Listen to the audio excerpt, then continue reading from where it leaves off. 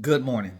It's just a regular conversation that I want to have with you about the reality that we're living, about just getting information and why, not that you're skeptical, but that you just don't want to believe what you don't want to believe. Bottom line, Orlando Sentinel, they did a report about the voucher program.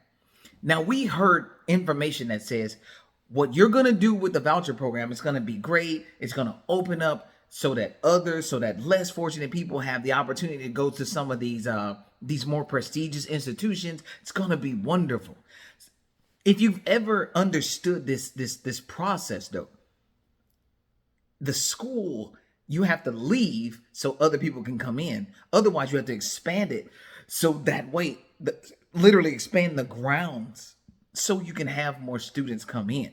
But if you don't have anyone that leaves, then you don't really have those openings. So you have to just wait till people graduate out. But what the Orlando Sentinel found out was just what people were saying, is that the public money is going to be used as a subsidy for already wealthy people. And that's exactly what happened. But there was this argument for something that we citizens didn't even vote on. We couldn't even vote on it. So it's not like we had a hand in it. And that's our problem. People will use the term, you voted against your own interests. No, I did not. No, I didn't. I voted for this person who told me this.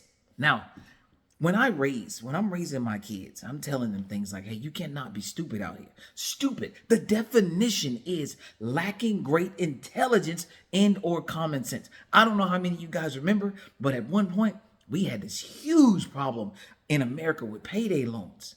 Because when you're stupid, when you lack great intelligence at something, it's a way for people to target you. If they came out and said, hey, if you take this loan today, it's going to ruin you for the rest of your life, you would more than likely figure out a different way. But that's not how it's advertised. Because when you find out a group of people lack great intelligence, it becomes a targeting point. And they do target. And we always target the unintelligent in something. This is how we rip people off. So why do we assume that every person is a good person when we know people do bad things? If you're a good person, wouldn't you not want to have the power to stop something bad from happening? Yes, you would. But in politics, you say no. In politics, you say, hey, I'm not going to get up. I'm not going to go to my elected council office, turn in a petition to give myself an opportunity. Because this is literally where we are. They are targeting where you lack great intelligence and attacking it. And you have to say you're not smart everywhere. You have to be able to say that. You have to say, I don't know, but I need to be able to trust. There's a study out here that says a lot of adults can't read past the 6th grade level. Why? Who are they talking about? If it's not you, then it must be someone that they're talking about to the tune of a lot of people. Now, if you can't do that, that's a large base to target. We have to figure out a way to close the gap on the intellect while also making sure we give the citizens power when they get smarter. That's the purpose of having an avenue.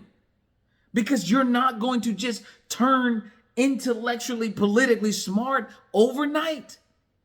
But given the authority, I can provide you the who, what, when, where, why, and how, while keeping the Bill's vernacular standard where it is and bringing you up. But in the who, what, when, where, why, and how, which is called like the bottom line up front, I'll tell you how it's going to affect you. If it's going to be bad, we'll say that. We'll say that, hey, this will be bad, estimated this time period. Gives you an opportunity. This is how we expect you to prepare for that hardship. This is what the state is going to do to prepare for that hardship. And this is why, in the long run, this is how it's going to help. but it's going to cause strain here in order to increase here. But nobody wants to tell you about the strain and give you the ability to say whether you want it or not. I can tell you there will be hardship, but I don't give you a chance to say if you want the hardship. That's the problem. We can all understand that things are going to be difficult, but can I choose the difficulty? That's what legislative authority in direct democracy does. It gives you the chance to say that maybe in my life right now, I can't handle the difficulty. It gives the majority the opportunity to do that. If the majority say we're ready to do this, we're going to put things in place so that we can help, because that's what I want to do. That's what we should all want to see happen. That's called community. But it's been destroyed by the term socialism. People hate that. Well, how dare you want to do better for others? Now we're getting the warnings. If you go look at the Republicans' tax proposal, we're getting the warnings. Here's the proposal. Here's what they're going to cut. But they don't say, when we cut this, this is going to be the negative effect to you. It just says we're going to cut this because it's a way to help the American people. Well, how? Where are the who, what, when, where, why, and hows? The bill's going to be what it's going to be. It's very important that you want to have a place at the table. It's very important. From the time we're kids, we grow up in our parents' households, and we want to have more and more freedom or say so over how things go. But during that time, it is my job to let you know that this is not yours, and that your actions should not and will not bring this down. But when you become an adult, this becomes yours. You become a taxpayer. You pay into your home. So you should decide what is going to happen in your home. You should be able to actually decide that and discuss that, because you are paying for what happens there. That's why this is so difficult, because you still don't have an avenue to actually say what you want in your home. That's why I implore you to get up, go to www.legislativeauthority2026.com, download that file and turn it in. Learn your candidate. Be a part of understanding what your candidate wants to do before you're just bombarded with ads and billboards and information. I drive down the street and I see ads, I see billboards, and I don't know these people. I have to go look them up. No one's sharing the District 4 or the District 2 or the District 12. No one's sharing this person with me. I'm telling you, not a single person I know, not a single individual has said, hey, check out this person. Are you that person that also doesn't do that? That person is out here spending their money, putting out these ads. It puts a visual look in your head. You got to remember their names. You got to know that, hey, they're running for the next district. You got to figure it out. We have got to want to be more involved. We have to want it. This is why I don't want to pay to have my name put on a ballot. You can write it in, or you can take that form down there, because if you don't want to be a part of how this functions and how it affects you, you will not do it. And that's important to me, because I want people to want better for themselves. And if that is not you, then you will not move. You will not get up. You will not share. You will not have the conversation. You will not recognize that you do not have the power. And that's super important. You must recognize that you do not have certain authorities that you should and can have, that you can be put in a position of checks and balances. It is very serious to show that it's something that you want. I'm asking to be hired because I want you to want what I have to offer.